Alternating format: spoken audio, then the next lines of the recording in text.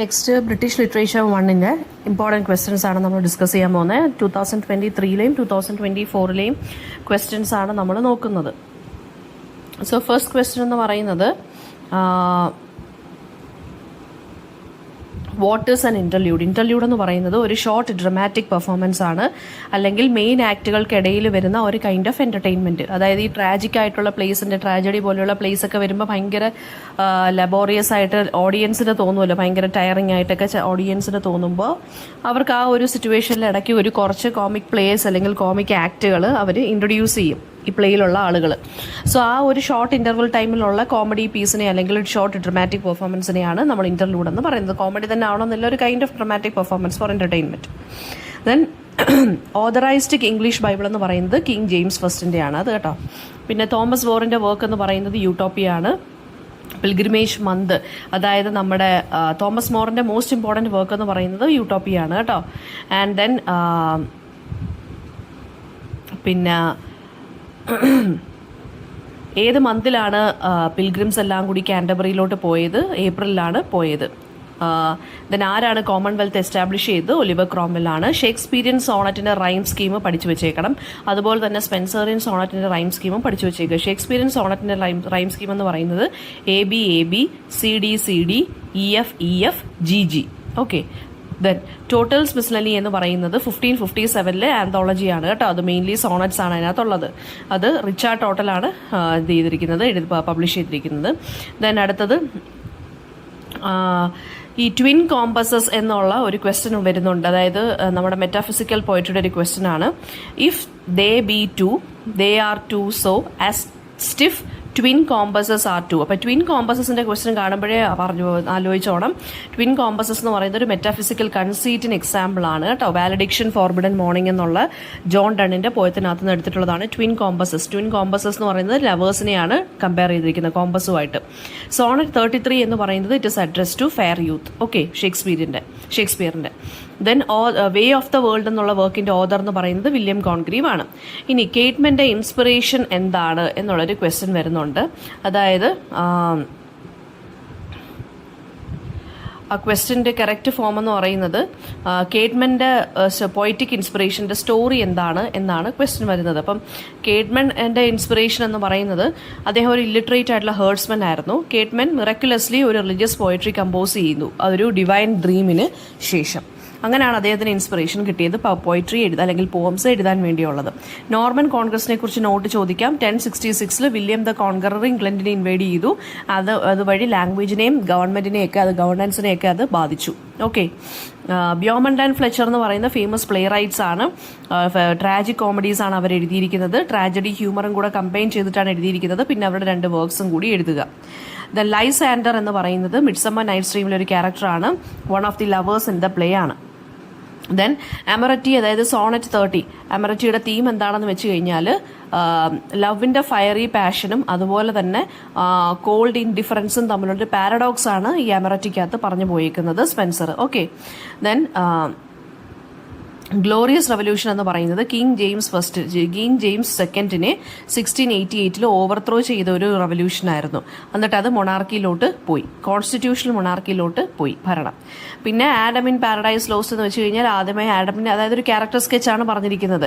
Initially വളരെ ഡെസ്പോണ്ടൻ്റ് ആയിട്ടൊരു ക്യാരക്ടറാണ്. പിന്നീട് ഈവയുമായിട്ട് റീകൺസൈൽ ചെയ്ത് അക്സെപ്റ്റ് ചെയ്യുവാണ് ഡിവൈൻ വിൽ എന്താണെന്ന് വെച്ച് കഴിഞ്ഞാൽ. ഓക്കെ. പിന്നീട് അദ്ദേഹത്തിന് എന്തായി തീരുന്നു, അദ്ദേഹത്തിൻ്റെ ഫേറ്റ് എന്തായി മാറുന്നു എന്നൊക്കെ എഴുതുന്നത് നല്ലതായിരിക്കും. ഇനി ആഫ്ര ബെനൻ്റെ ക്യൂപ്പിഡ് എന്നുള്ളതെന്ന് വെച്ച് കഴിഞ്ഞാൽ ഒരു മിസ്റ്റീവിയസ് ആയിട്ടുള്ള ഒരു മിസ്റ്റീവിയസ് ആണ് rather than Innocent deity, often causing trouble. അതാണ് ക്യൂപ്പിഡ് എന്നുള്ള ഈ ഒരു ഇതിൻ്റെ ഒരു എന്താ പറയുക, ആ ഒരു കൈൻഡ് ഓഫ് ഗോഡിൻ്റെ ഒരു ഇതെന്ന് പറയുന്നത്. അടുത്ത ക്വസ്റ്റ്യൻ എന്ന് പറയുന്നത് ബിയോവൂൾഫിനെ കുറിച്ചാണ് അടുത്ത ക്വസ്റ്റ്യൻ. എപ്പോഴും ബിയോവൂൾഫിനെ കുറിച്ചുള്ള ക്വസ്റ്റ്യൻ വരുന്നുണ്ട്. ബിയോവൂൾഫ് എന്ന് പറയുന്ന ഒരു ഓൾഡ് ഇംഗ്ലീഷ് എപ്പിക്കാണ്. It is about a hero slaying മോൺസ്റ്റേഴ്സിനെ കൊല്ലുന്നൊരു ഹീറോ ആണ്. ഗ്രൻഡൽ എന്നുള്ള മോൺസ്റ്ററിനെയും കൊല്ലുന്നുണ്ട്. കുറച്ചും കൂടെ നിങ്ങളൊന്ന് എഴുതണം. ഇത് മിസ് ഞാൻ ജസ്റ്റ് പോയിന്റ്സ് മാത്രം പറഞ്ഞു തരുവാണ്. പിന്നെ ഡിയോർസ് ലെമൻറ്റിലുള്ള ഇവൻറ്റ്സ് എന്തൊക്കെയാണെന്ന് വെച്ച് കഴിഞ്ഞാൽ പാസ്റ്റ് മിസ്ഫോർച്യൂണിനെ ആലോചിച്ച് ബെറ്റർ ടൈംസിന് വേണ്ടി ഹോപ്പ് ചെയ്ത് ഇങ്ങനെ നിൽക്കുന്നു. പിന്നെ 2-3 സെൻറ്റൻസും കൂടെ അതിൻ്റെ സമ്മറി പോലെയും കൂടി എഴുതുക.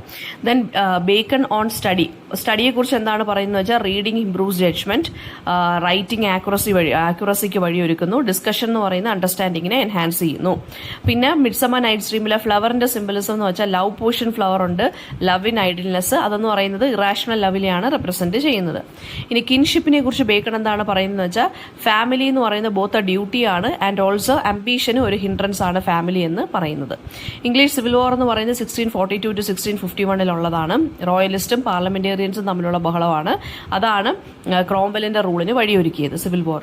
കിങ് ജെയിംസ് ബൈബിൾ എന്ന് പറയുന്നത് 1611 ട്രാൻസ്ലേഷനാണ്. ഇംഗ്ലീഷ് ലിറ്ററേച്ചറിനെ ഒരുപാട് ഇൻഫ്ലുവൻസ് ചെയ്തതാണ് King James Bible. Okay, restoration കോമഡിയാണ് അടുത്ത ക്വസ്റ്റ്യൻ. റെസ്റ്റോറേഷൻ കോമഡിക്കകത്ത് സറ്റയറിക്കൽ പ്ലേസ് വരുന്നുണ്ട്, സൊസൈറ്റിയെ കളിയാക്കുന്നുണ്ട്, വിറ്റ് വരുന്നുണ്ട്, സെക്ഷൽ ആയിട്ടുള്ള ഇൻട്രീഗ്സ് ഒരുപാട് ഇതിനകത്ത് കയറി വരുന്നുണ്ട്. ഇനി ക്ലോസിംഗ് ഓഫ് തിയേറ്റേഴ്സ് 1642 പ്യൂരിറ്റൻസ് ആണ് ഷട്ട് ഡൗൺ ചെയ്തത്. ഡ്രാമയെ അവർ ഇമ്മോറൽ ആയിട്ട് കൺസിഡർ ചെയ്തു. എഴുതുക. പിന്നെ പ്യൂരിറ്റൻ ഇഫക്റ്റ് ഓൺ ഡ്രാമ ചോദിച്ചു കഴിഞ്ഞാൽ മോറൽ സ്ട്രിക്ട്നെസ്സിന് വഴിയൊരുക്കി. റെസ്റ്റോറേഷൻ തിയേറ്റർ ലേറ്റർ എന്താണ് റെസ്റ്റോറേഷൻ തിയേറ്റർ അല്ലെങ്കിൽ റെസ്റ്റോറേഷൻ കോമഡി, ഇത് ഓപ്പൺ ആയപ്പോൾ വന്നു. സോണറ്റ് എന്ന് പറയുന്ന 40 ലൈൻ പോവമാണ്. പെട്രാർക്കിയൻ സോണറ്റ് ഉണ്ട്, ഷേക്സ്പീരിയൻ സോണറ്റ് ഉണ്ട്, സ്പെൻസറിയൻ സോണറ്റ് ഉണ്ട്. പക്ഷേ സോണറ്റ് എന്ന് വെച്ചാൽ ഷോർട്ട് 14 ലൈൻ പോവും. അപ്പം ഈ 3 സോണറ്റുകളുടെയും ഡിഫറൻസസ് എന്തൊക്കെയാണെന്ന് പറയുക. റൈമിംഗ് സ്കീം എഴുതാൻ പറ്റുമെങ്കിൽ അത്രയും നല്ലത്. എലിസബീതൻ ഏജ് എന്ന് വെച്ചാൽ ഗോൾഡൻ പീരീഡ് ആണ്, 1558 to 1603 ആണ്. ഡ്രാമയിലെയും പോയട്രിയുടെയും പിന്നെ സയന്റിഫിക് ഡിസ്കവറീസിന്റെ കാര്യങ്ങളൊക്കെ എഴുതിക്കോണം ഇതിനകത്ത്. ഹ്യൂമനിസം എന്ന് പറയുന്നത് ഒരു കൈൻഡ് ഓഫ് റിനസൻസ് മൂവ്മെന്റ് ആണ്. ഹ്യൂമൻ പൊട്ടൻഷ്യൽ അല്ലെങ്കിൽ ക്ലാസിക്കൽ ലേണിംഗിനാണ് കൂടുതൽ ഫോക്കസ് കൊടുത്തിരിക്കുന്നത്. ഓക്കെ, പിന്നെ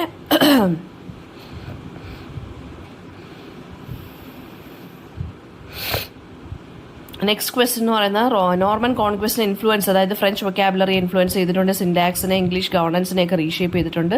റെസ്റ്റോറേഷൻ ലിറ്ററേച്ചർ ചോദിച്ചിട്ടുണ്ട്. അപ്പോൾ റെസ്റ്റോറേഷൻ കോമഡിയും റെസ്റ്റോറേഷൻ വർക്ക്സും എല്ലാം എഴുതിക്കോണം. വിറ്റ്, സറ്റയർ, ഫോക്കസ് ഓൺ കോട്ട്ലി ലൈഫാണ്. ഇംഗ്ലീഷ് ഡ്രാമയുടെ ഗ്രോത്ത് എന്ന് പറയുമ്പോൾ മെഡീവൽ മൊറാലിറ്റി പ്ലേസ് തൊട്ട് ഷേക്സ്പീരിയൻ പ്ലേസ്, റെസ്റ്റോറേഷൻ കോമഡി, ഈ 3 കാര്യങ്ങൾ എഴുതിക്കോണം. എലിസബീതൻ തിയേറ്ററിനെ കുറിച്ച് ചോദിക്കുമ്പോൾ ക്ലാസിക്കൽ ഇൻഫ്ലുവൻസസ് ഉണ്ടായിരുന്നു, വൈബ്രന്റ് ആയിട്ടുള്ള പബ്ലിക് പെർഫോമൻസസ് ആയിരുന്നു, ബ്ലാങ്ക് വേർഡ്സ് പോലുള്ള ഇന്നോവേഷൻസ് ഉണ്ട്. എലിസബീതൻ തിയേറ്റർ പറയുമ്പോൾ ഷേക്സ്പിയർ മറ്റേ ഷേക്സ്പിയറിനെ കുറിച്ചൊക്കെ പറയുക. പിന്നെ ആക്ടേഴ്സിന്റെ കാര്യം പറയുക, സ്റ്റേജ് ഡെക്കോർ എങ്ങനെ ആയിരുന്നു എന്നുള്ള കാര്യങ്ങളും പറയുക. ഓക്കെ,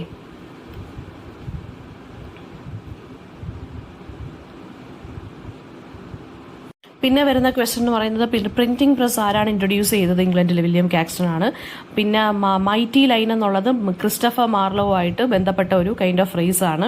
സ്പാനിഷ് ട്രാജഡി എഴുതിയ തോമസ് കിഡ് ആണ്, അതൊരു റിവെഞ്ച് ട്രാജഡിയാണ്, മറന്നു പോകരുത്. പിന്നെ 2 തിയേറ്റേഴ്സിന്റെ പേര് എലിസബീതൻ ഏജിലെ ഗ്ലോബും ദ റോസും. പിന്നെ എന്താണ് റാൽഫ് ഡോയ്സർ എഴുതിയതാരാണ്? നിക്കോളാസ് ഉഡലാണ്. 2 റെസ്റ്റോറേഷൻ പ്ലേ റൈറ്റുകളുടെ കാര്യം പഠിച്ചു വെച്ചോളണം, വില്യം കോൺഗ്രീവും ജോൺ ഡ്രൈഡനും.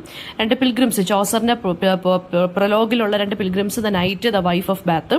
പിന്നെ ഒബ്രോൺ എന്ത് ഫ്ലവർ ആണ് അല്ലെങ്കിൽ പക്കിന്റെ അടുത്ത് കൊണ്ടുവരാൻ പറഞ്ഞത്? അതായത് ഫ്ലവറിന്റെ പേരെന്താണ്? ലവ് ഇൻ ഐഡിയൽനെസ് എന്നാണ് കേട്ടോ. King and queen of the fairies ആരാണ്? മിഡ്സമ്മർ നൈറ്റ്സ് ഡ്രീമിൽ ഒബ്രോൺ ആൻഡ് ടൈറ്റേനിയ.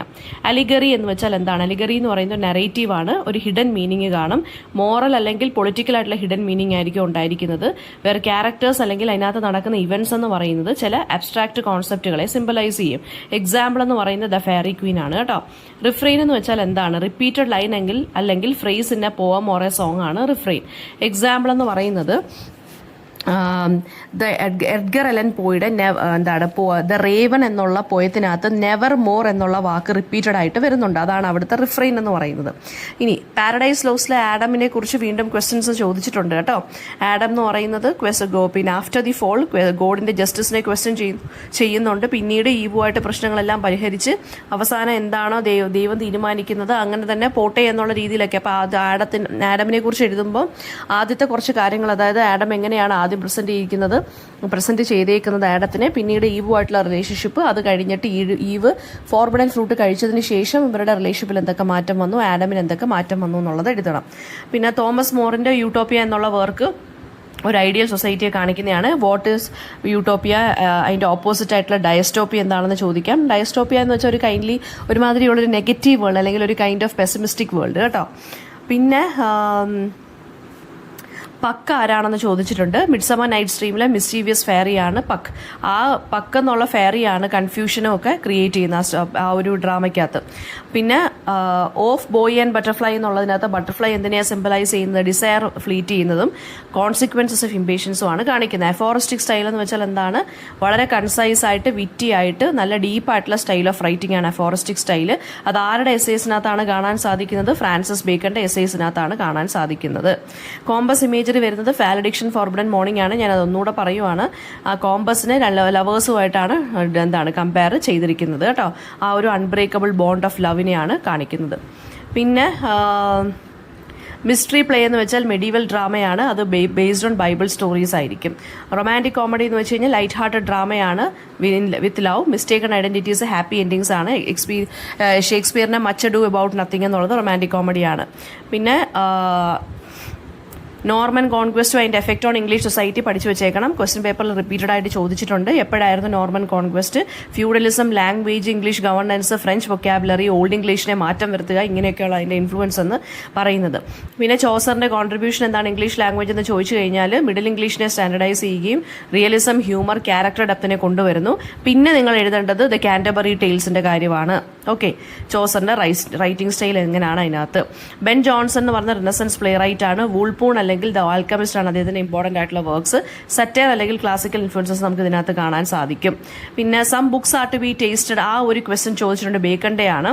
ബേക്കൺ പറഞ്ഞെന്ന് വെച്ച് കഴിഞ്ഞാൽ ബുക്ക് എന്താണ്, ചില ബുക്കെന്ന് വെച്ചാൽ നമുക്ക് ഓടിച്ച് വായിച്ചു വിടാം. പക്ഷെ ചിലതെന്ന് പറയുന്നത് എന്താണ്, ഡീപ്പായിട്ട് നമുക്ക് വായിക്കാൻ പറ്റുന്നതാണ്. അതാണ് some books are to be tasted എന്ന് പറഞ്ഞുള്ള ആ ഒരു കൊട്ടേഷൻ്റെ മീനിങ്.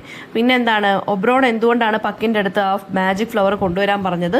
ടൈറ്റേനിയം ആയിട്ട്, അതായത് to make Titania fall in love with him, അതിനുവേണ്ടിയാണ്. ഓക്കെ, പിന്നെ ആഡം ബീഡിൻ്റെ ഡിസ്ക്രിപ്ഷൻ ഓഫ് കെയർമാൻ സ്റ്റോറി, അത് നേരത്തെ ഞാൻ പറഞ്ഞ പോലെ ഡിവൈൻ ഡ്രീം കാണുന്നു, ഇൻസ്പയർഡ് ആവുന്നു, റിലീജിയസ് പോംസ് എഴുതുന്നു.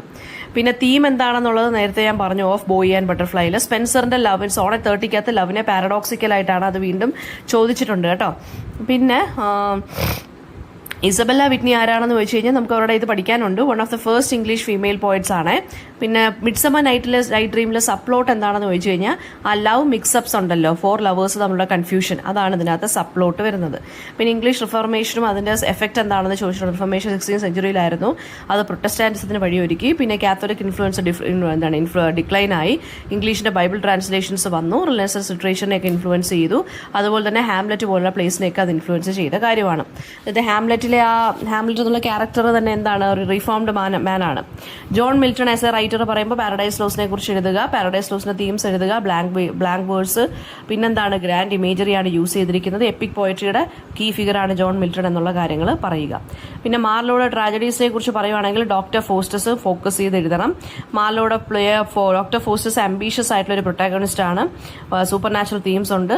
ആ സ്കോളർ എന്ത് ചെയ്യാണ്, ഡോക്ടർ ഫോസ്റ്റസ് അയാളുടെ സോള് നോളജിന് വേണ്ടി അവർക്ക് കൊടുക്കുകയാണ്, സെയ്റ്റാന് കൊടുക്കുകയാണ് ചെയ്യുന്നത്, സെല്ലിയാണ് ചെയ്യുന്നത്. പിന്നെ Elizabethan theatre, open air play ഹൗസസിനെ കുറിച്ച് പറയുക, audience interaction, actors multiple roles ആയിരുന്നു ഉണ്ടായിരുന്നത്. ഗ്ലോബ് എന്നുള്ള തിയേറ്റർ ആയിരുന്നു വളരെ സെൻട്രൽ ആയിട്ടുള്ള തിയേറ്റർ. ഓൾഡ് ഇംഗ്ലീഷ് പീരീഡ് എന്ന് പറയുന്നത് 450 to 1066 AD ആണ്. എപ്പിക് പോയട്രി ആയിട്ടുള്ള ബിയോവൂൾഫ് ഉണ്ട്, റിലീജിയസ് ടെക്സ്റ്റ് ഉണ്ട്, ഓറൽ ട്രഡീഷൻസ് ഉണ്ട്. ഓൾഡ് ഇംഗ്ലീഷ് പീരീഡിൽ ആംഗ്ലോ സാക്സൺ കൾച്ചർ നമുക്ക് ഓൾഡ് ഇംഗ്ലീഷ് ലിറ്ററേച്ചറിനകത്ത് കാണാൻ സാധിക്കും. അപ്പം മെയിൻ പോയിന്റ്സ് മാത്രമാണ് ഞാൻ പറഞ്ഞു തന്നിരിക്കുന്നത്. ഇന്ന പോയിന്റ്സ് ടച്ച് ചെയ്തിട്ട് വേണം എഴുതാൻ.